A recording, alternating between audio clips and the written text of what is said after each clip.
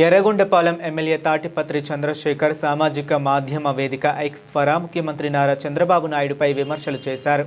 ఎన్నికలు సమీపిస్తున్నప్పుడల్లా ప్రాజెక్టులు, విమానాశ్రయాలు వంటి అభివృద్ధి పనులకు శంకుస్థాపనలు, శిలాఫలకాల ఆవిష్కరణలు చేయడంలో చంద్రబాబు ముందుంటారని ఎద్దేవా చేశారు.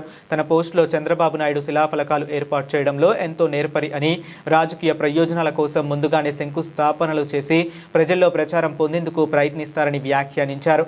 ఒక ప్రాజెక్టు పూర్తవుతుందా లేదా అనే దానికంటే శిలాఫలకం ఏర్పాటు చేసి తక్షణ రాజకీయ లబ్ధి పొందడంపైనే ఎక్కువ దృష్టి ఉంటుందని విమర్శించారు.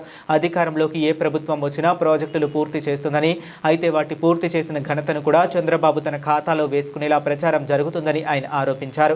మీడియా ద్వారా అలాంటి ప్రచారం విస్తృతంగా జరుగుతుందని, ఇతర ప్రభుత్వాల కృషికి కూడా క్రెడిట్ తీసుకునే ప్రయత్నం జరుగుతుందని పేర్కొన్నారు.